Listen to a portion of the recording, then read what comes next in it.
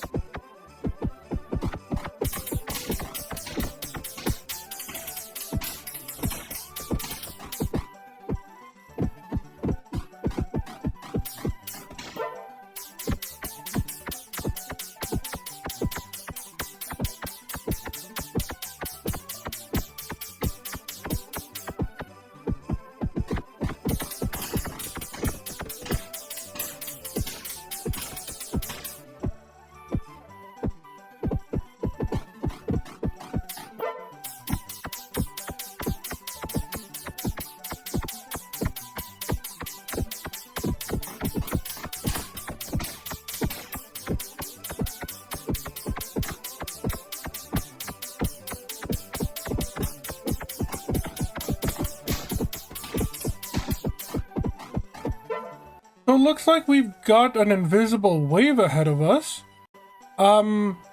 Is it Ditto? Ditto's now the invisible unit for this route, which is kind of funky, but hey, you know, that's something, I guess. And also, I didn't think any of the Pokemon in our team would ever show up as an enemy Pokemon, but there you go. We do have 273,000 Monster Moolah. Let's go ahead and start with Machamp here.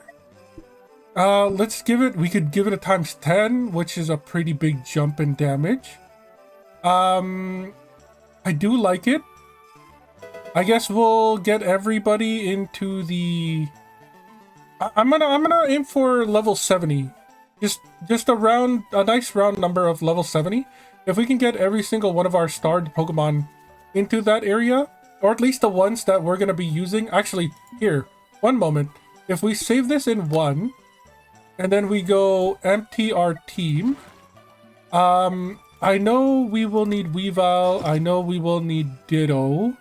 What happened to Ditto? There they are. Add Ditto in. We can't have this team without Farfetch'd.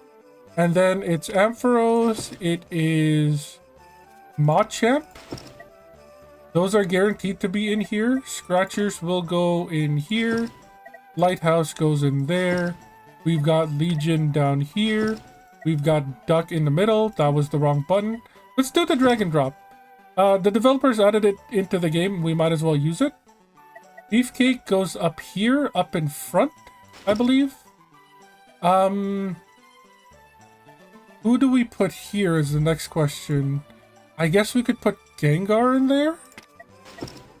Welcome to the team, Bad Dreams. We'll put you in here.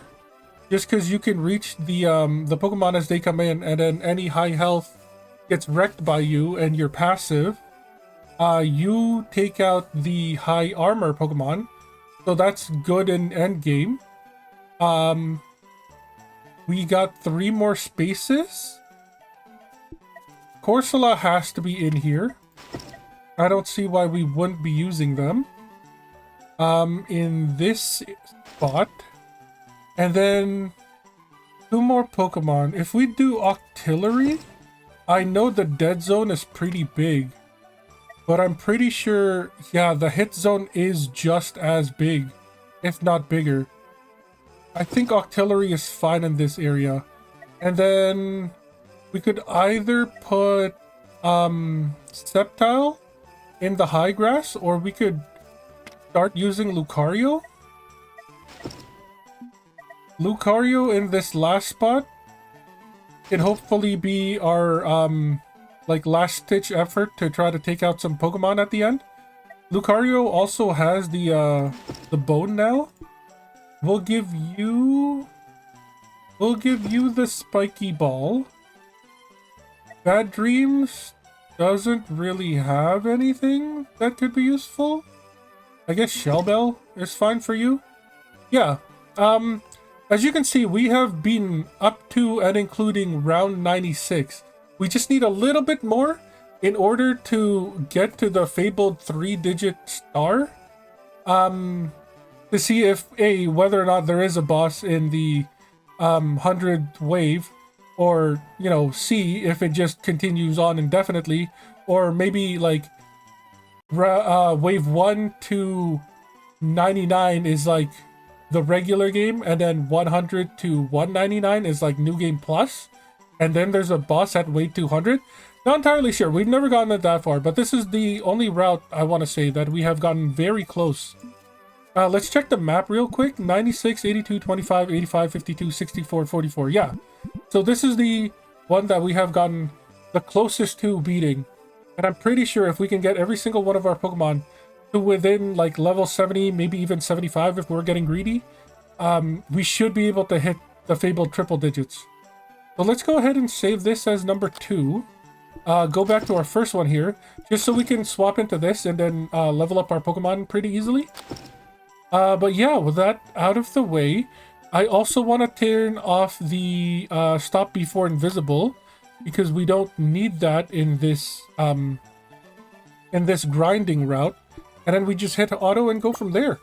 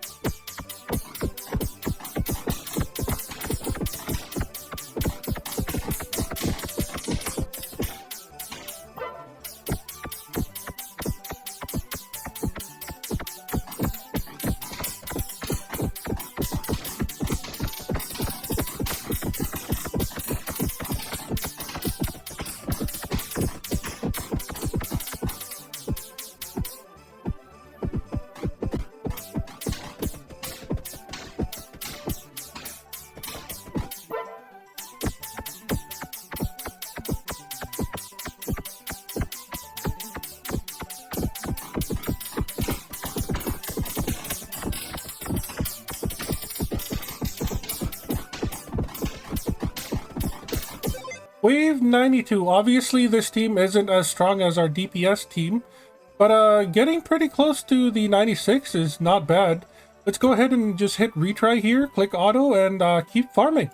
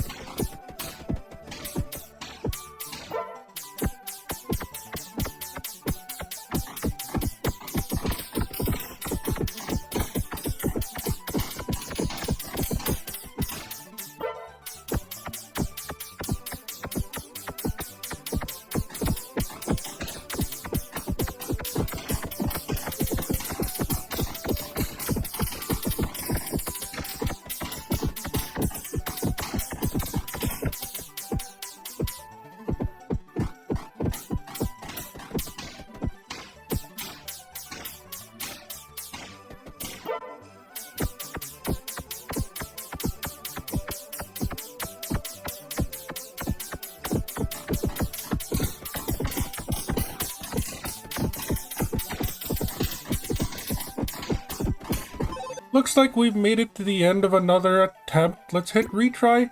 We've got 360 Monster Moolah. Let's go ahead and level up one of our Pokemon here. Hopefully this is enough for Beefcake to hit 75. We can do a ×5, which gets them to 71. Unfortunately, that's as far as it goes for now. I mean, they've already hit 71. We can just add another 4 to that and it'll be 75. Yeah, I think hitting every single one of these to 75 is going to be the goal for this video. So let's go ahead and hit auto and then continue on from there.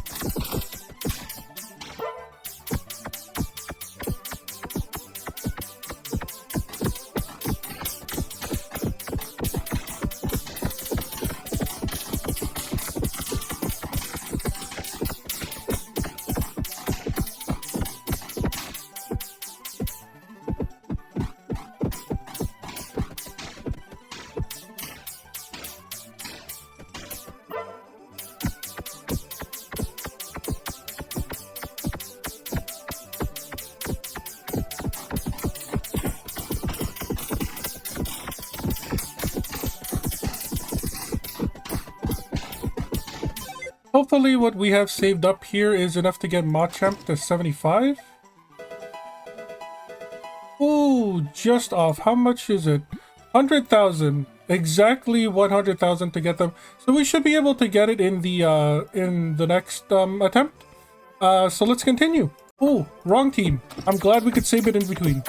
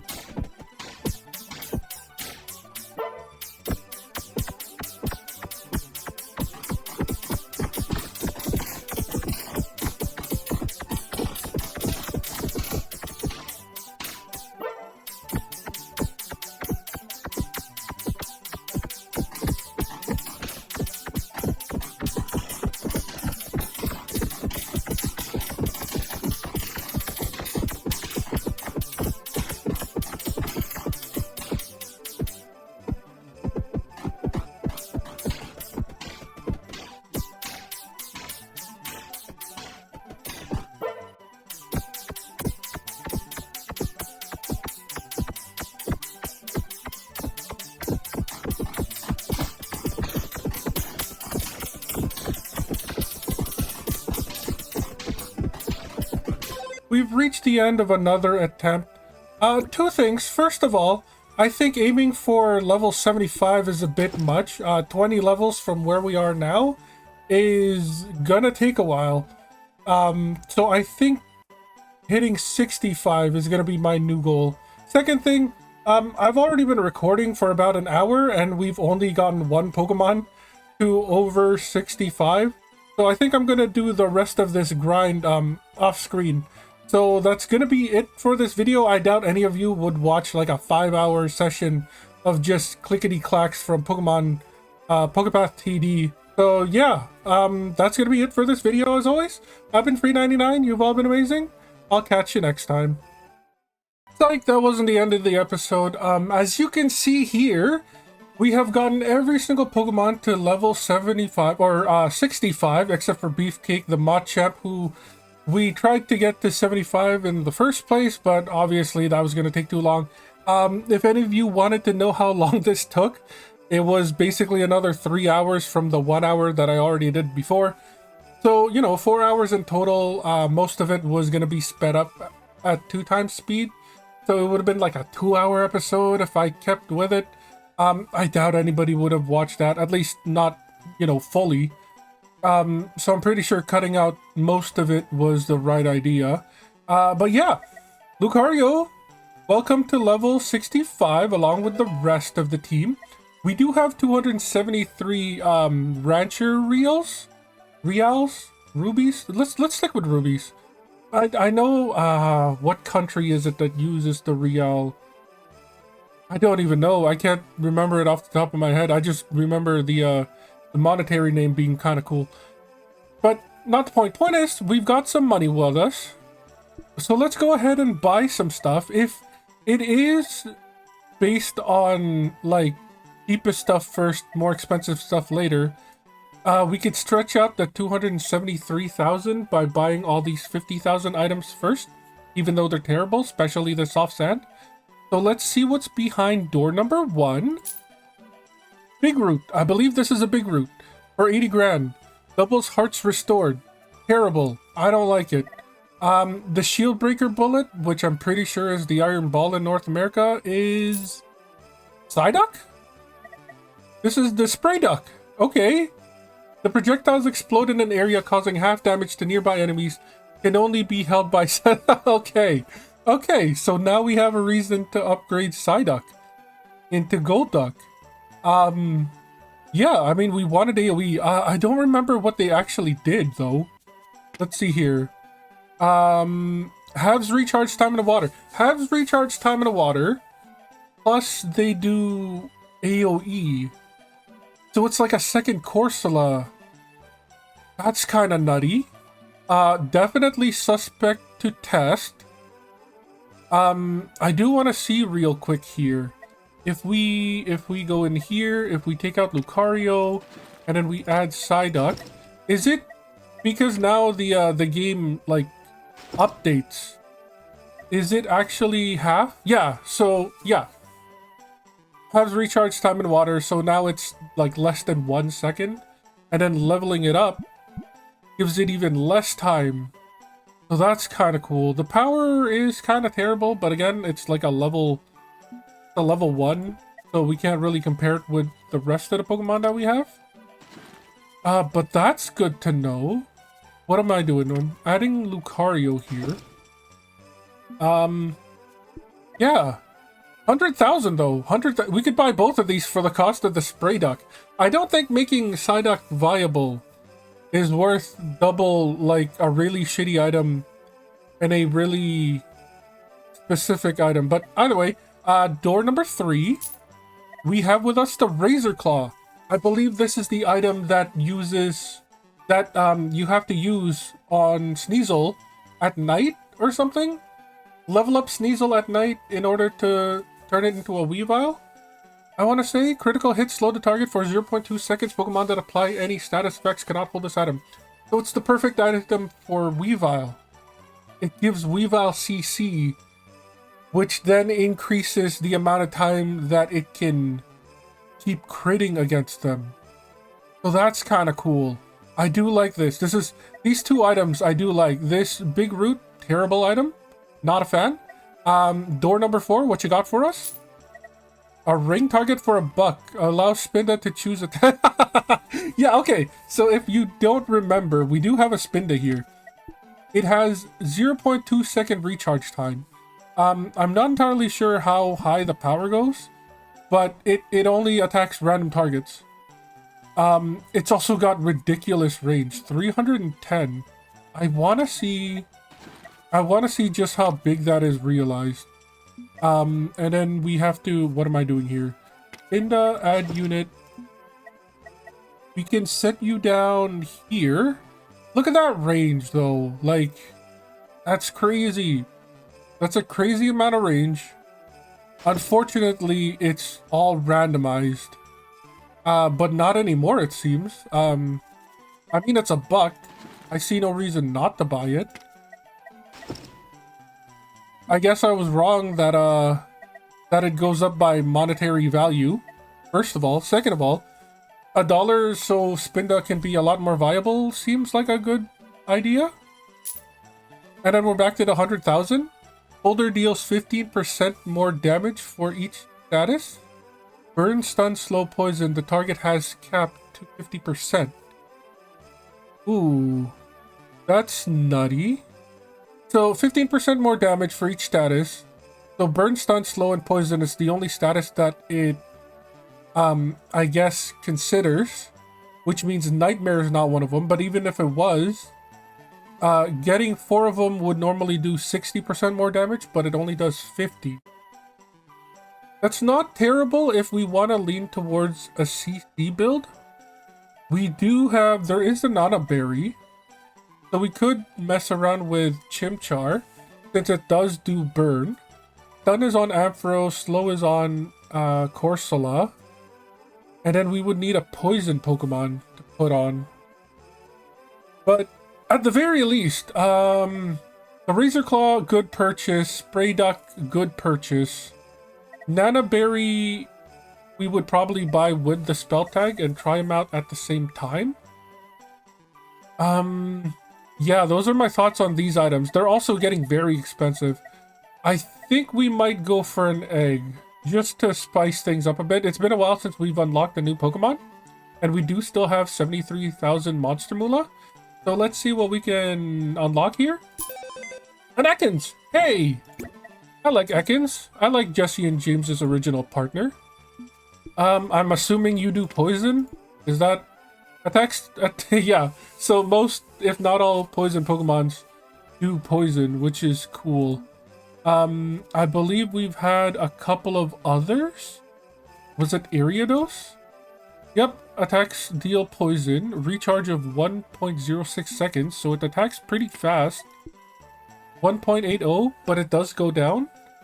So what would make you different from Ariados? Field and grass, as opposed to field and grass? Okay.